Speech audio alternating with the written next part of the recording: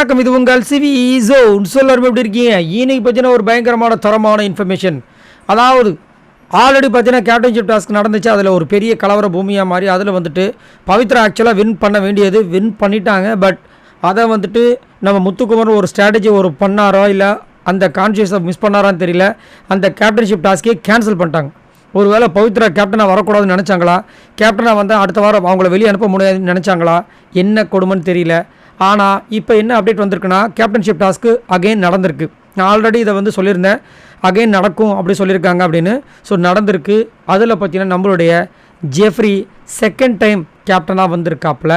So அவ்வளோதான், இதுக்கப்புறம் அவரை வந்து டச் பண்ண முடியாது. எனக்கு தெரிஞ்சு டாப் 5ல் கண்டிப்பாக வந்து ஜெஃப்ரி இருப்பார் அப்படின்ற மாதிரி தான் தோணுது. ஏன்னா இந்த 12வது வாரம் வரமாட்டார். 13வது எனக்கு தெரிஞ்சு இதுக்கப்புறமா நாமினேஷன்ஸ் அவர் பண்ணாதானே. ஏன்னா எல்லாருக்கும் பிடித்தமான ஒரு நபராக தான் இருக்கார். நேற்று ரயானே இந்த விஷயத்தை வந்துட்டு சொன்னார். பட் ஆனால் அதை ஒரு ஸ்ட்ராட்டஜியாக அவன் வந்துட்டு கணக்கில் எடுக்காமல் நம்ம விஜய் சேதுபதி வந்து ரயானை பிடிச்சி கலாய்க்க ஆரம்பிச்சிட்டார். ஒன்றும் சொல்கிறதுக்கு இல்லை. ஸோ இப்போ இன்னொரு விஷயம் என்னென்னா, நேற்று வந்துட்டு பவித்ரா வந்து கேப்டனாக வந்து வரும்போது அதாவது வந்துட்டாங்க. ஆனால் பிக் பாஸ் வந்துட்டு அதை அப்படியே விடாமல் அந்த ஒரு பிரச்சனையை பெருசாக்கி பவித்ரா இது முதல்ல உங்களுக்கு கன்வென்ஷனாக இருக்கா அப்படின்னு சொல்லி ஒரு விஷயம் பண்ணார். ஆனால் இப்போ என்னடான்னா ஜெஃப்ரி வந்திருக்கார்.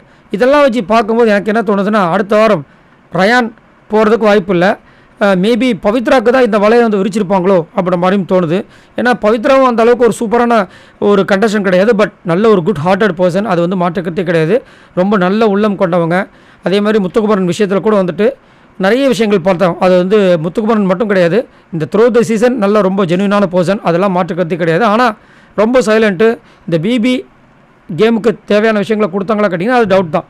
அதனால் எனக்கு தெரிஞ்சு இப்போ தோன்ற விஷயங்கள் என்னென்னா, அடுத்த வாரம் கண்டிப்பாக வந்துட்டு நம்ம பவித்ரா ஜனனியை தான் வெளியே அனுப்புறதுக்கு வாய்ப்பு எக்கச்சக்கமாக இருக்குன்னு நினைக்கிறேன்.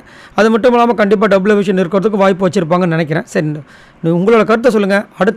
அதாவது இந்த வாரம் நம்ம ஜெஃப்ரி தான் வந்துட்டு செகண்ட் டைமாக வந்துட்டு கேப்டனாக வந்திருக்காப்புல.